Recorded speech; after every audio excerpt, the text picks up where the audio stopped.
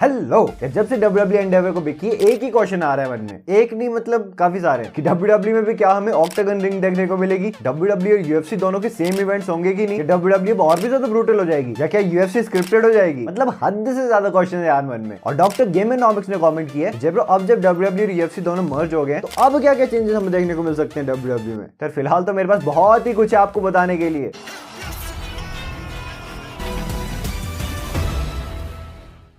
As always आगे जाने से पहले अगर आपके मन में कोई भी इंटरेस्टिंग टॉपिक है रेसलिंग रिलेटेड तो कमेंट सेक्शन में बता देना मुझे, क्या पता अगली वीडियो आपके टॉपिक पे बन जाए। स्टार्ट करते हैं फर्स्ट पहले प्रथम क्वेश्चन से जो कि आपके मन में आ रहा होगा यार अब जब दोनों कंपनीज मर्ज हो गई हैं, मतलब एक ही कंपनी के अंडर है, तो क्या UFC स्क्रिप्टेड हो जाएगी या WWE रियल हो जाएगी? तो एक ही लाइन में सारी आपकी कंफ्यूजन में क्लियर कर देता हूँ कि A to Z हर कुछ सेम रहने वाला है, कुछ चेंज नहीं होने वाला है। ना UFC WWE की तरह बनेगी ना WWE UFC की तरह बनेगी, ठीक है? ना वो स्क्रिप्टेड होगी ना ये रियल होगी, जैसा है सब वैसे ही चलता रहेगा। बट हाँ, एक चीज नोट करने वाली कि शायद हमें WWE में ब्रूटैलिटी और ज्यादा देखने को मिल सकती है, मतलब बिल्कुल अभी नहीं, क्योंकि वो सारे डिपेंड करता है कि कौन से नेटवर्क के साथ टेलीवाइज करवाती है अपना शोज कंपनी। जैसे भी WWE में रॉ USA नेटवर्क पर टेलीकास्ट होती है और स्मैकडाउन फॉक्स नेटवर्क पर टेलीकास्ट होती है। अगले साल फॉक्स के साथ तो WWE की डील खत्म हो जाएगी। वैसे तो फॉक्स को उतना फायदा नहीं हुआ जितने कि उन्होंने पैसे दे दिए थे WWE को, तो हो सकता है कि शायद वो रिन्यू ना करे उनके साथ। बट यार अब तो UFC और WWE का मर्ज हो गया, शायद कर भी ले। खैर हमें इतने सबसे फर्क नहीं पड़ता, हमें फर्क पड़ता है कि हमें टीवी पे क्या देखने को मिल रहा है। तो अगर फॉक्स ले लेता है तो भी अच्छा है, नहीं लेता है तो भी अच्छा है, क्योंकि यार UFC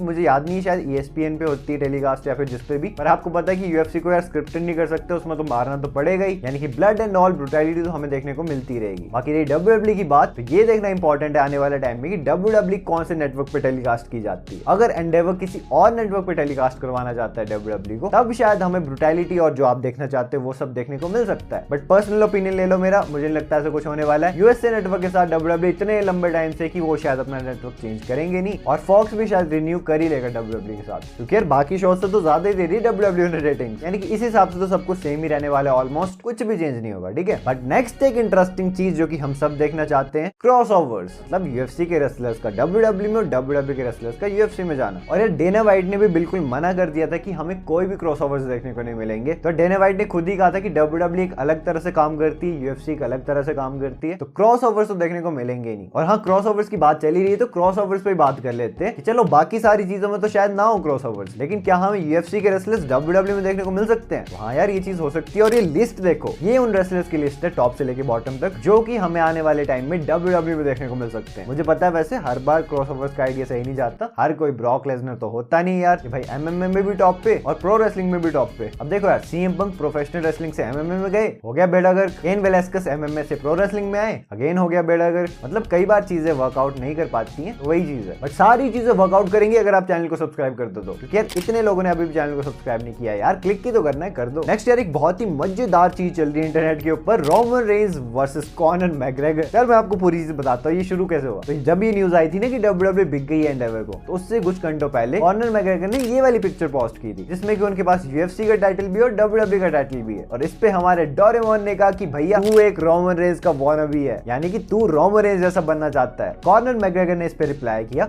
ग्रैंडपा मतलब बुढ़ाऊ दद्दू, I'll break your jaw in 3 places, मतलब जबड़ा जुबड़ा तोड़ दूंगा तेरा, ज्यादा बकवास मत कर मेरे से, ठीक है? तो उसके बाद पॉल हेमन का ट्विटर पे तो रिप्लाई नहीं आया, और जब उनका इंटरव्यू हुआ एरियल लवानी के साथ, मैं तो हाईली रिकमेंड करूंगा वो वाला इंटरव्यू देखना, ठीक है? तो वहां पे फिर डोरेमोन से पूछा गया कि ये सारी सिचुएशन मतलब क्या चल रही है, और तब हमारे डोरेमोन ने उसका रिप्लाई दिया। और क्या रिप्लाई दिया? पहले तो उन्होंने बोला कि यार मैं एक दद्दू नहीं हूँ, हाँ मैं अप्रिशिएट करता हूँ कि मेरी एज होगी अब दादा बनने की, पहली चीज। नेक्स्ट चीज उन्होंने बोली कि जहां पे मैं काम करता हूं मैं उसके टॉप पे थ्राइव कर रहा हूं, और मैं ये देखना चाहता हूं कि क्या कॉर्नर भी 57 की एज में टॉप पे होगा जहां पे वो काम करता है। और उन्होंने एक और चीज बोली कि अभी तो देखते कि वो 57 का होगा भी कि नहीं, क्या वो 57 तक जिंदा भी रहेगा कि नहीं, जिस तरह का उसका लाइफस्टाइल है। तो स्टोरी तो ऑलरेडी बना दी है पॉल हेमन ने यहाँ पे रोमन रेंज और कॉनर मैकग्रेगर के मैच की, और जो उन्होंने बोला कि मैं इस इंडस्ट्री के टॉप पे हूँ वो तो सही बात है यार। हम सबको मानना पड़ेगा कि यार हमारे प्यारे डोरेमोन ECW को ग्रो करने से लेके WWE को यहाँ तक लाने में उनका बहुत ही बड़ा हाथ है, इतना बड़ा, मतलब रियल डोरेमोन जितना छोटे हाथ नहीं उनके, बहुत ही बड़ा हाथ है उनका। अगर आपको लगता है कि हमारे डोरेमोन सिर्फ ट्राइबल चीफ के पीछे चलने वाले, माइक पे थोड़ा बहुत बोलने वाले एक मोटू इंसान है, तो नहीं, बैक स्टेज उनका बहुत ही बड़ा इन्फ्लुएंस रहता है और वो बहुत ही बड़े बड़े डिसीजन लेते हैं और काफी सारे आइडियाज उनके बोलने पे इंप्लीमेंट किए जाते हैं। He is also mastermind in the company. बाकी कॉनर मैकग्रेगर के फैंस गालियां दे दो कमेंट सेक्शन में, और ज्यादा गालियां देनी तो मुझे इंस्टा ट्विटर पे फॉलो कर लेना, मुझे पर्सनली मैसेज कर देना, ट्विटर पे टैग कर देना, और भी ज्यादा मजा आएगा। अगर इन शॉर्ट जब भी कॉनर मैकग्रेगर डब्ल्यूडब्ल्यूई में आएंगे फिर उन्होंने ऑलरेडी हाई बार सेट कर दिया अपना नाम बना के, तो कोई हैरानी नहीं होगी कि डब्ल्यूडब्ल्यूई डायरेक्टली भी मैच पुट कर दे कॉनर और रोमन का। शायद कॉनर का कैरेक्टर भी वही रहे, बट क्या वो सर्वाइव कर पाएंगे डब्ल्यूडब्ल्यूई में, क्योंकि वहां पे रेसल करना अलग बात है, यहाँ पे रेसल करना बहुत अलग बात है। यहाँ पे अपने ओपोनेंट की रिस्पेक्ट करनी पड़ती है मैचेस लड़ते हुए, एक प्रोफेशनल की तरह बिहेव करना पड़ता है, जो कि आई थिंक कॉनर नहीं करते। और अब मैं आपको सारे के सारे चेंजेस इन शॉर्ट बता देता हूँ जो कि हमें इस मर्जर के बाद देखने को मिल सकती है। पहला, रोस्टर क्लियर आउट्स और कॉल अप्स, मतलब काफी सारे लोगों की जॉब जा सकती है। अब वो बैक स्टेज काम करने वाले बंदे भी हो सकते हैं, ऑन स्क्रीन जो हमें टैलेंट्स देखने को मिलते हैं वो भी हो सकते हैं, बट हाँ निकाले जाने वाले हैं सुपरस्टार्स। आज 15 अप्रैल है और इसी डेट पे काफी सारे सुपरस्टार्स निकाले जाते हैं, तो या तो निकाल दिए होंगे अभी तक, या तो आज या कल में निकाल दिए जाएंगे काफी सारे एम्प्लॉइज, जो कि होता ही है जब ऐसी कोई चीज होती है। तो नेक्स्ट चीज है लेजेंड्स की डील का एंड होना, क्योंकि जब यूएफसी भी एक्वायर की थी ना एंडेवर ने, तो तब भी यूएफसी लेजेंड्स के कॉन्ट्रैक्ट खत्म किए गए थे, तो हो सकता है शायद डब्ल्यूडब्ल्यू लेजेंड्स के कॉन्ट्रैक्ट भी खत्म कर दिए जाए। बट यार डब्ल्यूडब्ल्यू के लेजेंड्स का मुझे लगता है कि अलग सीन होता है। अब मुझे यूएफसी के लेजेंड का नहीं पता यार, बट डब्ल्यूडब्ल्यू के लेजेंड्स यार रिटायर होने के बाद भी, हॉल ऑफ फेमर बनने के बाद भी डब्ल्यूडब्ल्यू के बिजनेस को काफी फायदा करवाते रहते हैं, लाइक मर्चेंडाइजेस में टी शर्ट्स वगैरह, एक्शन फिगर्स वगैरह, बहुत सारी चीजें, और पासिंग द टॉर्च वाली चीज भी करते रहते हैं बीच बीच में। तो शायद ये चीज हो भी सकती है, नहीं भी हो सकती है। नेक्स्ट चीज जो कि ऑलरेडी हो चुकी है, विंस का टेक ओवर करना। अब वो ना सिर्फ डब्ल्यूडब्ल्यू के चेयरमैन है, अब वो यूएफसी और डब्ल्यूडब्ल्यू दोनों के चेयरमैन है। भाई साहब क्या गेम खेला इस बंदे ने। तो हो सकता है ज्यादा बुकिंग्स वो किया करें शोज की, अब ट्रिपल एच को थोड़ा इन्फ्लुएंस कम हो जाए, although triple H he head of creative, लेकिन आपको पता है विंस मैकमैन को अपना नाक देने की आदत तो है ही यार। All respect to that man, मेरे अकॉर्डिंग यार विंस मैकमैन को अब हायर अप्स वाली चीजें संभालनी चाहिए, जो बड़े लेवल पे चीज हो रही बिजनेस वगैरह में, ये शोज वगैरह बुक करना, ये सब मतलब ट्रिपल एच को जिम्मेदारी सौंप देनी चाहिए। कुछ बड़े इवेंट का बड़ा डिसीजन लेना है तब थोड़ी राय वगैरह दे दो, पर ऐसा नहीं कि यार वीकली शोज ही बुक करने लग जाओ कि भाई एक एक स्क्रिप्ट में चेंज कर दूंगा मैं। तो अब जब ये चीज हो रही है तो विंस के आने के बाद उनके प्यारे ब्रॉक लेसनर फिर से टॉप पे जाने वाले हैं, जो कि ऑलरेडी हमने चीज देखी ली और आगे भी चीज होती रहेगी, क्योंकि यार विंस को पसंद है द बीस्टी बॉय। और लास्ट चीज हो सकती है कि यूएफसी और डब्ल्यूडब्ल्यू दोनों के हमें कंबाइंड इवेंट्स भी देखने को मिले। अब मतलब ऐसा नहीं कि एक साथ ही चला हुआ है बिल्कुल, मान लो कि किसी दूसरी कंट्री में इवेंट्स हो रहे हैं तो शायद डब्ल्यूडब्ल्यू और यूएफसी एक साथ ही जाए, एक नाइट पे यूएफसी का इवेंट हो जाएगा, दूसरी नाइट पे डब्ल्यूडब्ल्यू का इवेंट हो जाएगा। तो इस तरह की काफी सारी चीजें साथ साथ में भी हो सकती है। जब पैसा लग ही रहा है तो फिर